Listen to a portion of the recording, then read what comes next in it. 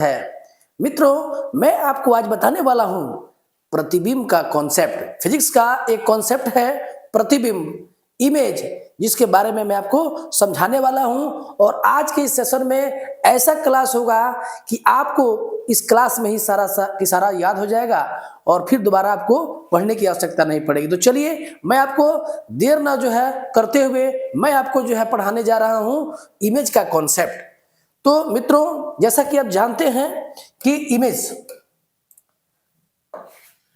Image प्रतिबिंब,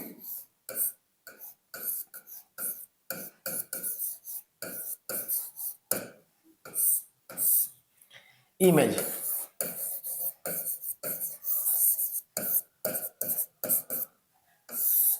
मैं image के बारे में बतलाने वाला हूं कि जब परावर्तन होती है तो परावर्तन के बाद प्रकाश की किरणें एक दूसरे को जिन बिंदु पर काटती है या काटती हुई प्रतीत होती हैं, उस बिंदु को वस्तु का प्रतिबिंब कहते हैं।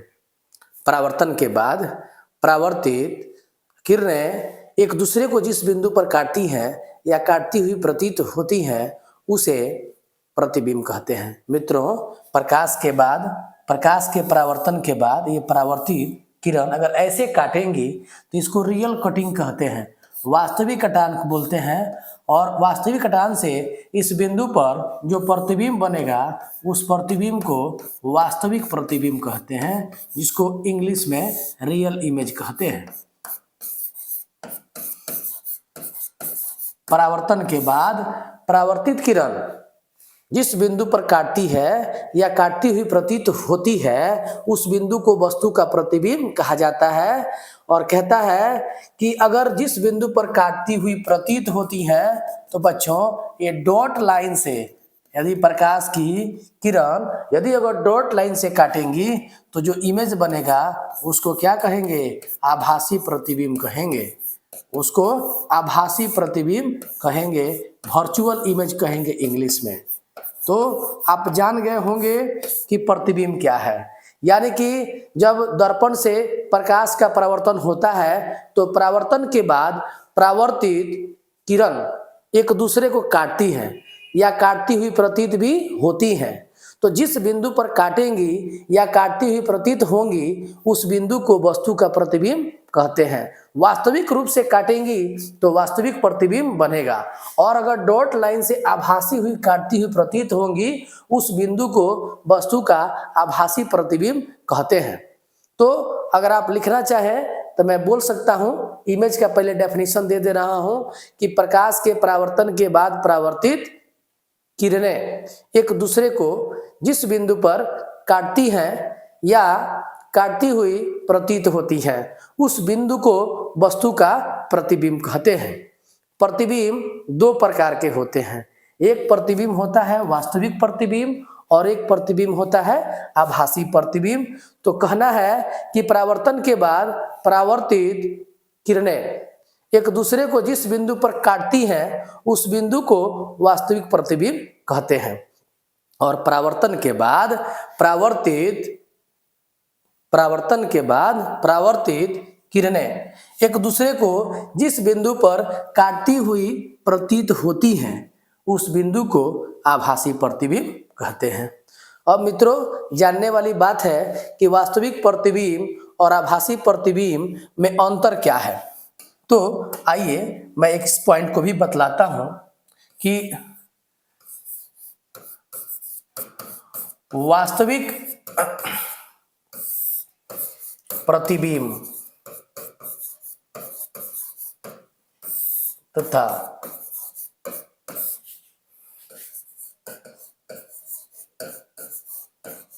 आभासी प्रतिबिंब में अंतर।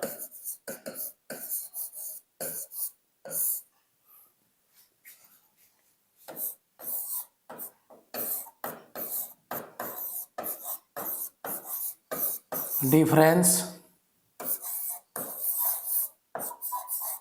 Between a real image and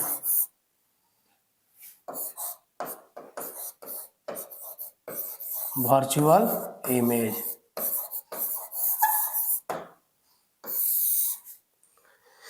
अब इसको दो भाग में बांटेंगे और बांटने के बाद से यहाँ से आप बना लेंगे, ये होगा वास्तविक प्रतिबिंब।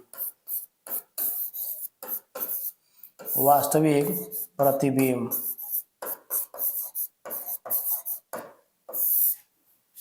और ये होगा आभासी प्रतिबिंब।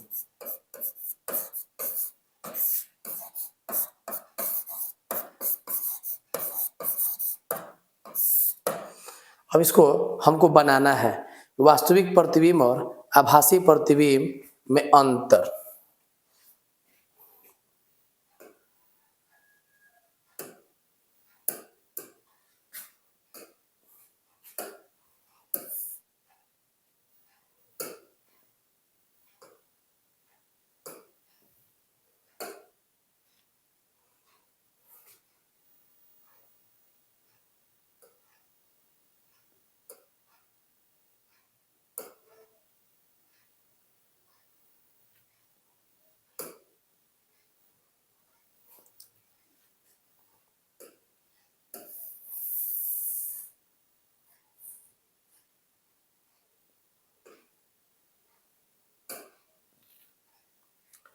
चलिए इसमें एक नंबर में लिखेंगे कि वास्तविक प्रतिबिंब वास्तविक कटान से बनता है। वास्तविक प्रतिबिंब वास्तविक कटान से बनता है। ऊपर आपको मैं दिखाया था कि वास्तविक कटान कैसा होता है, और आभासी प्रतिबिंब क्या बनता है, आभासी कटान से बनता है। आभासी प्रतिबिंब आभासी कटान से बनता है। दूसरा होगा, लिखेंगे कि वास्तविक प्रतिबिंब को पर्दे पर उतारा जा सकता है।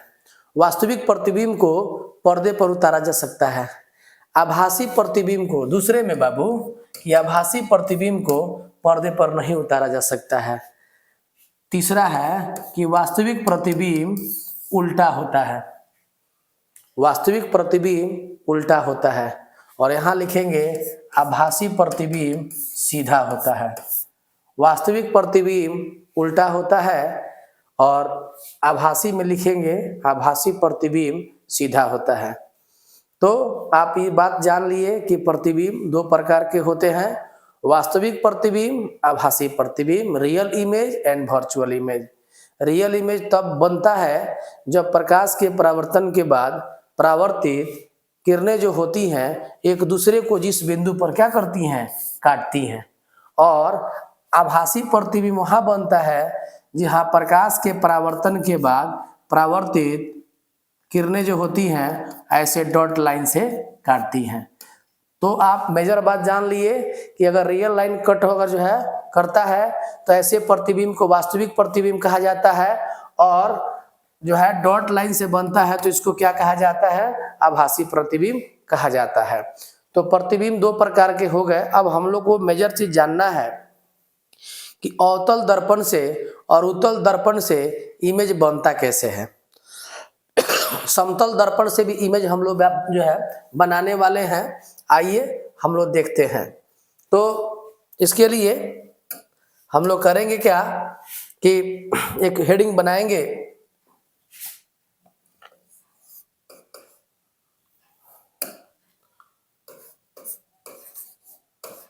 समतल दर्पण से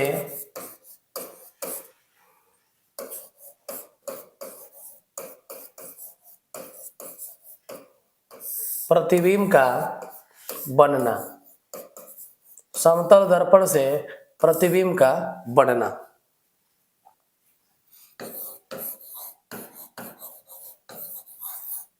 formation of image, formation of image by plane mirror. Plane mirror यानी कि प्लेन मिरर के द्वारा हम लोग देखेंगे कि कैसे इमेज बनता है। तो मैं बतला दूं कि आप देख लेंगे कि समतल दर्पण में, यहाँ पर आपका समतल दर्पण है और समतल दर्पण में एक वस्तु होगी और यहाँ से एक प्रकाश की किरण यहाँ पर आती है और एक प्रकाश की किरण यहाँ से आती है। और मित्रों मैं बता देता हूँ कि परावर्तन के बाद देखिए एक लाइट चली गई इधर, ये हो गया परावर्तित किरण और ये हो गई परावर्तित किरण, है ना। अब इसको डॉट लाइन से इसको बैक करेंगे पीछे और इसको भी डॉट लाइन से बैक करेंगे पीछे। क्यों बैक? तो एक वस्तु है जो समतल दर्पण पर आपतित, जिसका प्रकाश समतल दर्पण पर आपतित होता है और परावर्तन के बाद से देखिए एक यहाँ जा रहा है और एक यहाँ से लाइट आ रहा है, तो परावर्तन के बाद इस दिशा में चली जा रही है। ये दोनों आगे फैल रही हैं, जब फैल रही हैं तो कहीं काट नहीं पाएंगे, इसीलिए इनको हम पीछे बढ़ा दिए हैं। अब बढ़ाए हैं तो देखिए यहाँ पर कैसे काट रही हैं, यहीं पर बनेगा प्रतिबिंब। अब आपको तय करना है कि ये प्रतिबिंब कैसा बनेगा, कैसा बनेगा, प्रतिबिंब तय होना है कि कैसा बनेगा। निसंदेह ये प्रतिबिंब बताइए कैसा बनेगा? आभासी बनेगा। क्यों आभासी बनेगा? क्योंकि देखिए डॉट लाइन से, रियल लाइन तो इधर चली जा रही है, जब आगे नहीं काट रही हैं तो पीछे इनको हम बैक करेंगे, बैक करेंगे तो ये इमेज बन जाएगा। तो ये आभासी प्रतिबिंब हो गया, ये वस्तु हो गया, जैसा वस्तु है वैसा ही उसका प्रतिबिंब बन रहा है। तो देखिए यहाँ प्रतिबिंब कैसा होगा, तो मैं लिख देता हूँ कि प्रतिबिंब जो होगा एक नंबर में क्या होगा? आभासी होगा। मित्रों दूसरा है कि यह प्रतिबिंब क्या होगा? सीधा होगा। और तीसरा होगा वस्तु के बराबर, वस्तु के बराबर। और क्या होगा? चौथा होगा उतनी ही दूरी पर